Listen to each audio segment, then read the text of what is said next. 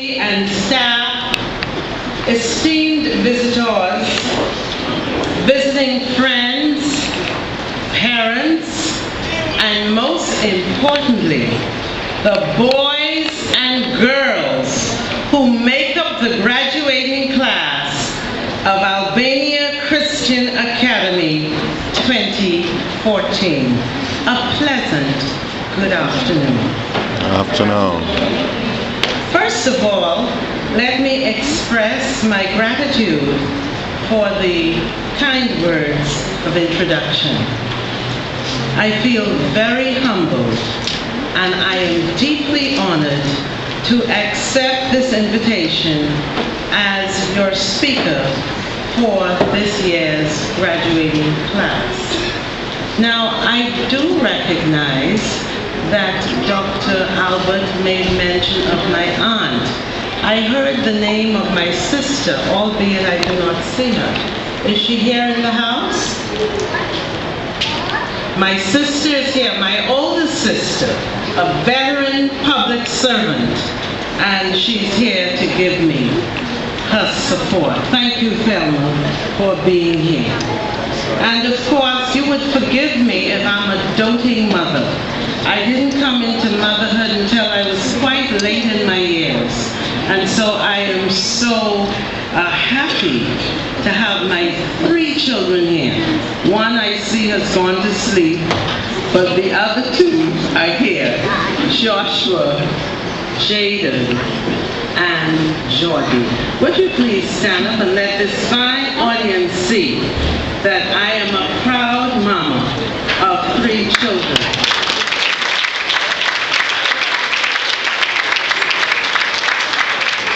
And mention has been made of that handsome gentleman who puts a smile on my face every evening after I've had a hard day at court. Matthew, would you please stand?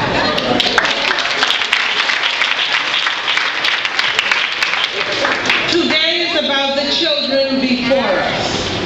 This is a remarkable milestone in their life. And so I join boys and girls with your parents and teachers in telling you, great job. I am proud of each of you. I'm proud of Miley, Ariel, Breon, Jarrell, Brianna, Maya, Kaja, Dominique, Marie, Lene, Mauricia, Malia, Giovanni, Dariel, Shawnee, Luxon,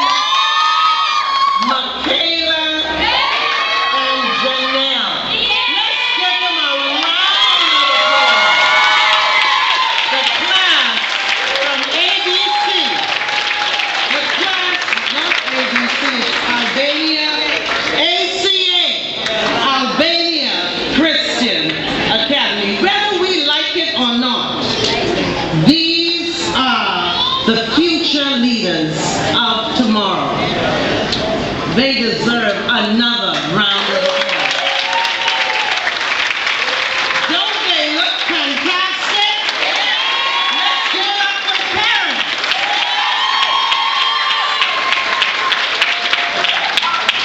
Now, I am told that one of the occupational hazards of being a lawyer is that of being long-winded. But, ladies and gentlemen, no fear. I say to you, like Elizabeth Taylor said to her 8th husband, honey, I shan't be long.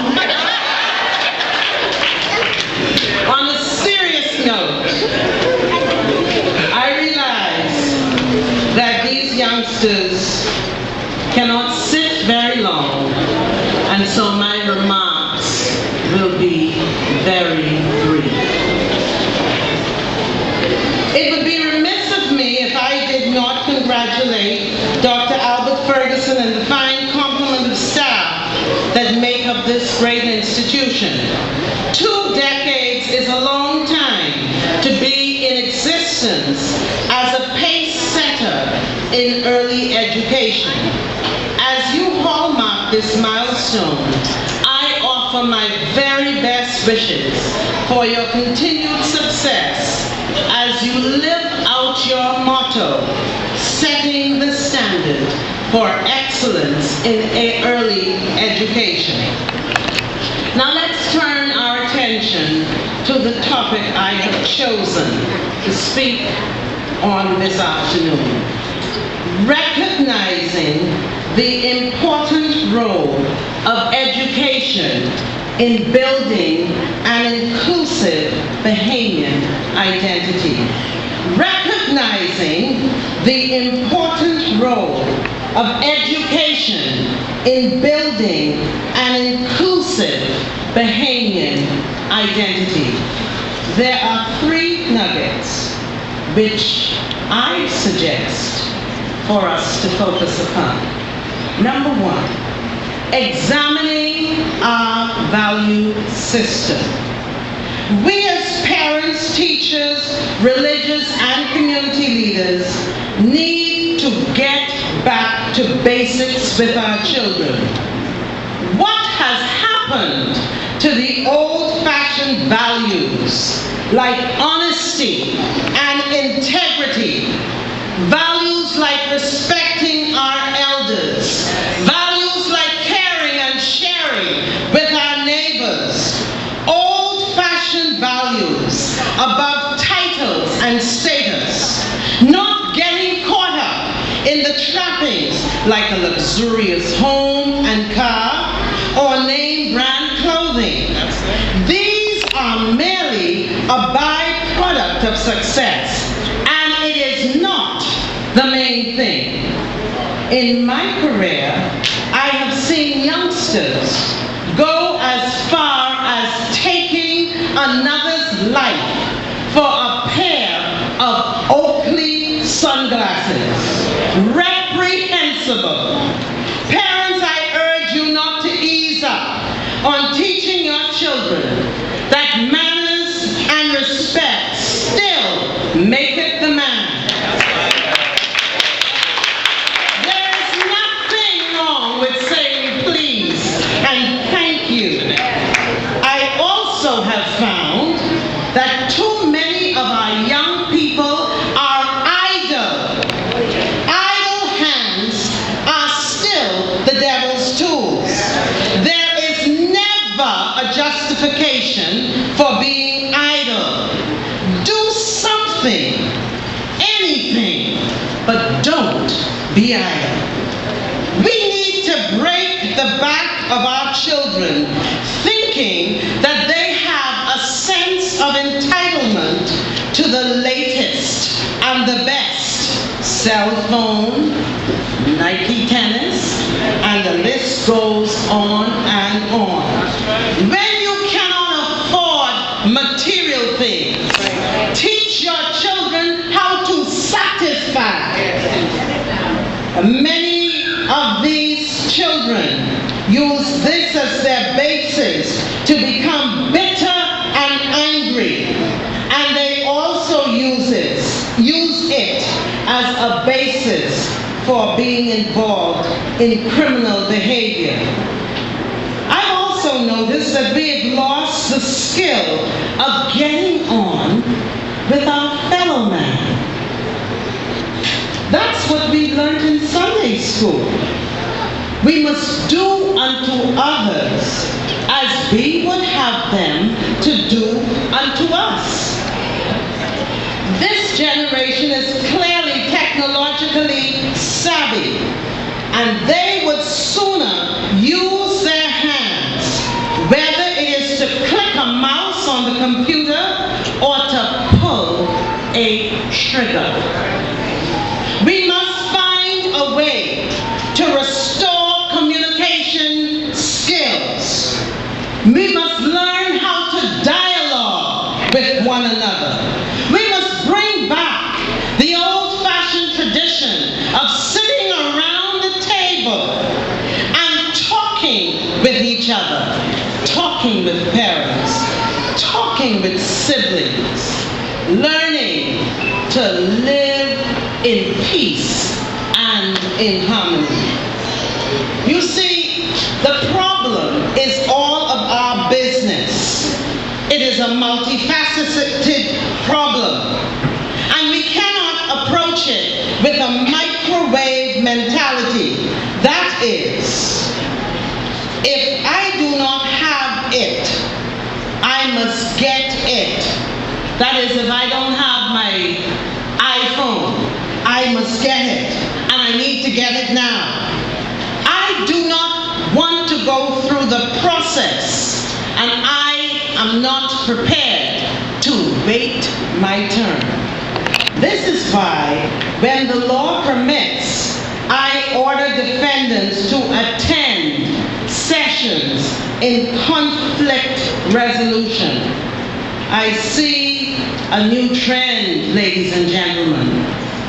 When I cannot have my way, I resort to crime. This is unacceptable, and we together must bring back the old-fashioned values. That is what our beloved country was built on. Focus number 2. The second nugget that I want to share with us this afternoon takes the form of a two-pronged question. Are we doing enough to create individuals who, 1, know who they are, and 2, are proud of their worth and value? Psalms chapter 139, verses 14a states, I will praise thee, for I am fearfully and wonderfully made. Children need to be affirmed. They must be taught in both the formal and informal setting that God the Creator has crafted them with loving precision. Their life is one of promise and purpose. Their socio-economic background, the texture of their hair, the pigmentation of their skin color is something to be celebrated. It should never be seen as a setback in determining what they attain or who they become. Therefore, every effort should be made to create an environment that is conducive for holistic growth and development. Children need adults who foster within them a sense of positivity. The foundation of a person is his or her value system, from which springs his outlook and goals in life. The basic value that gives a person the strength to do what is right in the face of adversity is his moral fiber. As I pursue my task of adjudicating on the bench, I see youngsters, our boys and our girls, who have absolutely no regard for authority. They simply do not care. And this starts from the home, with their relationships, with their parents. Children must be given boundaries. In other words, a system which does not have rules will lead to anarchy. And so parents, be sure that when you create your rules, that you make your children accountable. For when they break the rules, they must be prepared to pay the consequences. In other words, don't bring them in my court when they have been found with a gun or with drugs. And that's my good boy, or that's my good girl. If you break the rules, you must be prepared to take the consequences. Is that all right?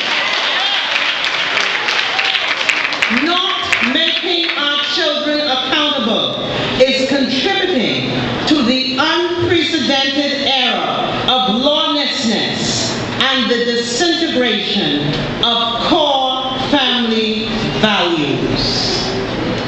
By contrast, we must also learn how to give kudos and show appreciation to our children when they do well. We must show our children that they do have something to contribute so that they develop a sense of worth and thereby build their identity. Nugget number 3. Thirdly, and in conclusion, it should be noted that education is a key component in equipping people with the necessary tools and social framework to promote empowerment. This is of great importance in the foundational years at preschool and primary level education. In fact, what goes on in the classroom is intrinsically connected to the larger society. I therefore call upon teachers everywhere to be deliberate and purposeful in their teaching. We should keep in mind that children do not all learn in the same way, and they do not learn in only one way. In a nutshell, every effort should be made for exploring individual and cultural diversity. For example, when deciding which materials to include in a child's room or preschool classroom, do not inadvertently display pictures or books that reinforce certain stereotypes. Instead, show people within cultural groups enjoying a range of customs and activities.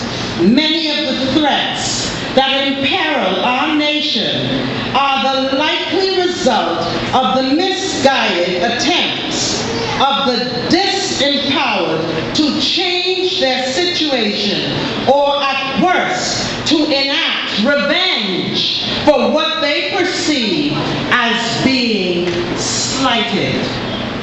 This lack leads to many examples of antisocial behavior and accelerated crime. Traditionally speaking, poverty is viewed as not having adequate resources to ensure food, clothing, shelter, etc. However, within the context of this address, poverty must include the lack of moral character. In other words, being poor in spirit. In yesteryear, Bahamians did not have as much, but we were much more content. And our cities were a lot safer. Our nation knew little of guns, gangs, and sexual promiscuity.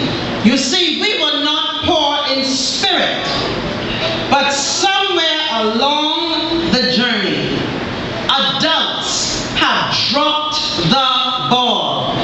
Adults, we have dropped the ball. What we have today is a nation in which our children and our young people have to try and make sense of the nonsense that they have inherited. Our future rests in the hands of today's young people. This generation can, this generation must change the direction in which we are going. Red Stafford said, "Children are more than we think they are. They can do more than we think they can do. All they need is a vote of confidence from grown-ups. Their dreams today will become the realities of tomorrow." In the final analysis, the values of which I speak must take root and must solemnly be resolved within us first, and then with others in the wider community. Imperfect though we are, with God on our side, we will leave no child behind. No, not one. It is our cardinal responsibility to reverse this debilitating trend upon us. We must build an inclusive community where everyone is someone, where everyone is important and treated with dignity and treated with respect, until the road we trod lead unto our God. March on, Albania Christian Academy. March on, teachers. March on, parents. March on, graduating class of 2014. And most of all, march on, Bahamaland. Thank you.